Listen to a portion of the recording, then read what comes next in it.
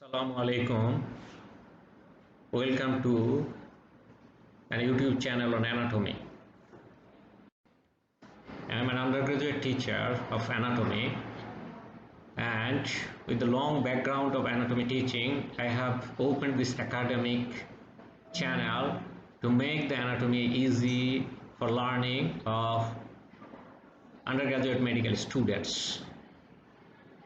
Over the time of the future, I gradually will upload videos with text in English as well as in Bangla, so far Allah subhanahu wa ta'ala permits me. Today's this session, from this session actually, I will continue to discuss anatomy, and I have established this Ahsan Academy with the aim to start discussing anatomy from the ground base level to gradually to the upper level. Today in this short video I will discuss the basic organization of the human body. This is the inaugural video. Start with a small quotation I usually show to my undergraduate students. Don't stress over the past mistake, because there's nothing you can do to change it. Focus on your past and create your future today, with a special emphasis on present and to build the future days. I should advise all the undergraduate students, they are browsing these videos and interested to see subsequent one. This is my advice to you. What is actually knowledge? M. It's an alphabet. Will not express anything. We can add another alphabet like O and can expect that. Are we going to add several words to express something like mom, dearest mom, to say mean something?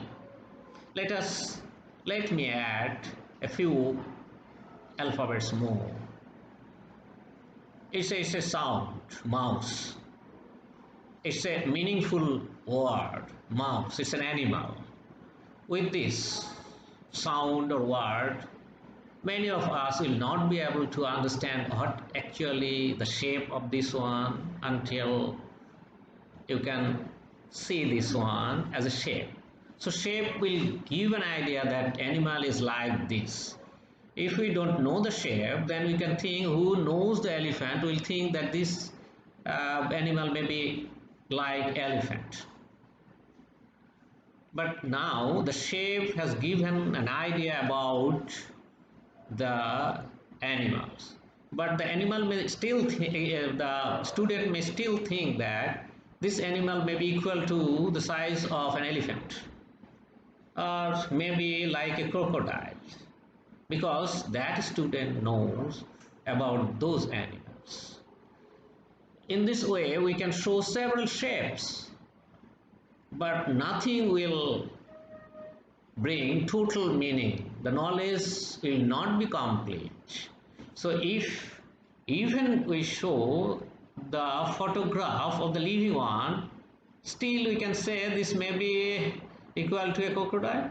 Yes, because I cannot compare it with my knowledge. Now we have the idea about our hand, so easily we can compare the size of this animal. Now the knowledge is a bit complete, we can say, because now I know what is the shape of this animal. Now I can understand the size, and we can know the functions and activities in this way. So knowledge alone will not be able to make you understand on a particular subject of anatomy.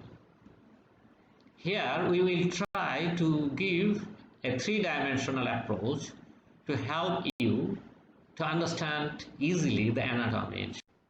Skill, what is that? You see, we can say, how can we study the mouse? That's a skill. You hold it on this parrot, turn it around, and then study. Then you can go to the success in study.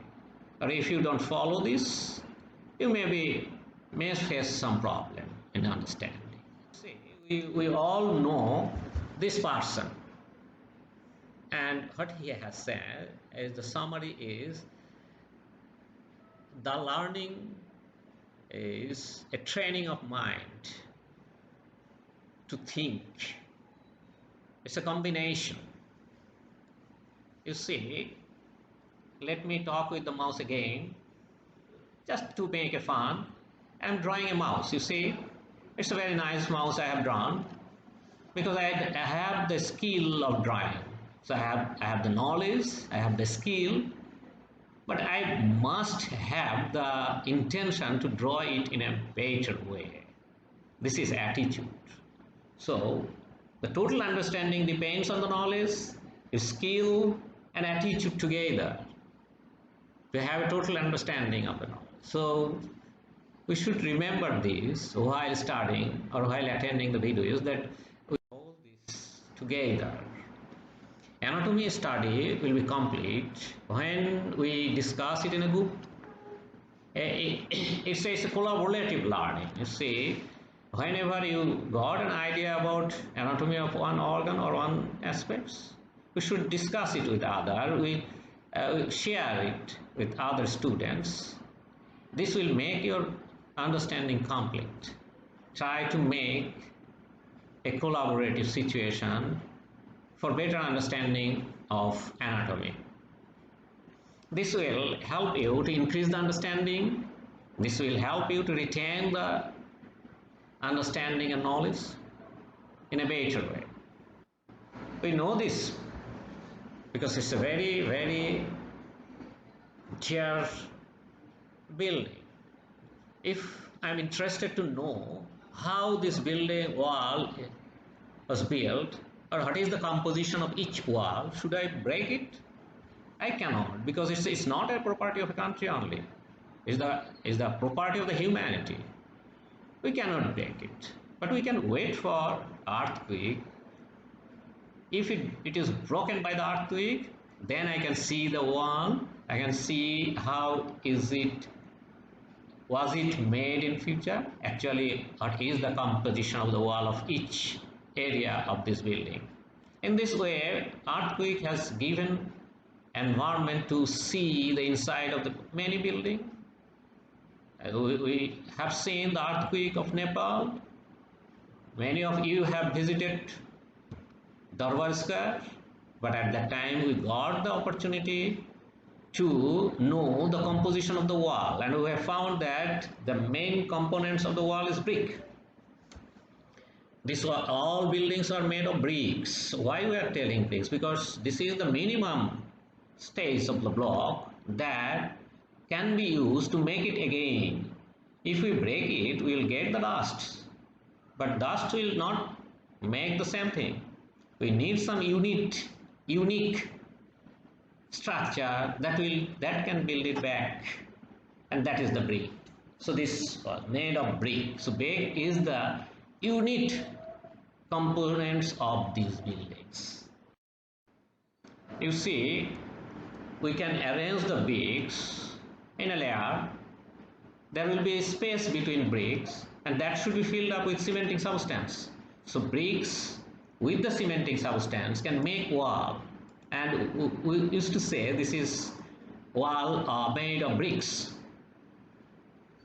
We are not telling that it is composed of bricks and interbrick substance, cementing substance. The same way, this brick wall is formed. Any brick wall has the similar function. This is a barrier. You see, it can obstruct the air, it can obstruct the any type of light, even you cannot pass through it. Obstructs you. So this is the function.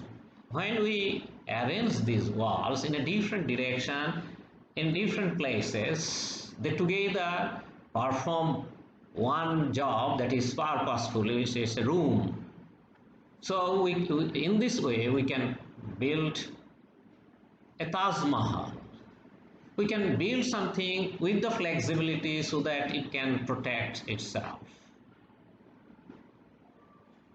Now let us feed this knowledge in human being. For the study of the human being, we should not kill one, isn't it? We should wait for some time so that somebody donates their body and we can see in detail structure of this one, and if we want to continue to break it, we'll get some chemical substance. But actually this is not unit, because the unit of a life means the production of the temperature, maintenance of the body temperature is unique for the life, and this is possible by the cells only. So cell is the structural as well as it is the unit of functioning. So cell is the unique unit structure for the human beings or any living structure, you can say. So we can say the cell is a structural as well as functional unit. We arrange them in some way and add the cells by intercellular substance. Still we will say the collection of the cells and performing a particular function, it is tissue. When we combine the tissue in a particular shape, this is a shape. Now if we place it in a body, the particular position of the body, now it is performing a definite function. So combination of the tissue, specific function, specific shape and specific position in the body, together making the organ. I say kidney is an example, we can say. Now kidney can filter the blood, can concentrate to make an urine, but the function is not completed.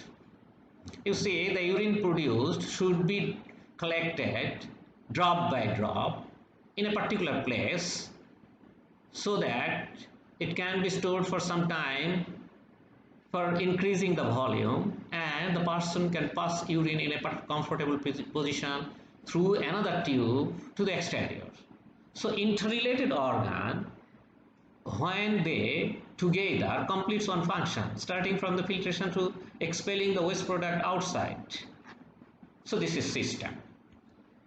Urinary system is one system comprising of all these. This is kidney, then tube carrying it to the urinary bladder, then tube carrying it to the exterior. So system comprises of interrelated organs together completing one function. They may be in different position in a different areas of the body. So we got the summary that cells together making tissue. There are 4 tissues in the body: epithelial tissue, connective tissue, muscular tissue and nervous tissue. So in combination of the tissue, when they get a shape, a particular position in the body, together all this tissue is shaped and occupy a position in the body, performing a particular function, is an organ like kidney. When interrelated organs together completing a function, it is system. In a reverse way, we can think these are the systems of the body. In a reverse way, we can think that if we get one body system, actually body comprises of several systems. So we get one system in the body. If we examine, we will get organs in it. If we examine one organ, then we will get the tissue.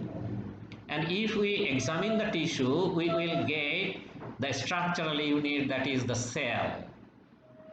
So this is the level of organization. In a different way, we can tell that body comprises of system. Each system comprises of several organs. Each organ comprises of tissues. Then each tissue have structural unit and functional unit, that is the cell.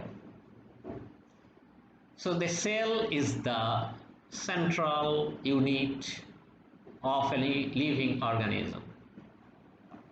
Thanks for attending the video.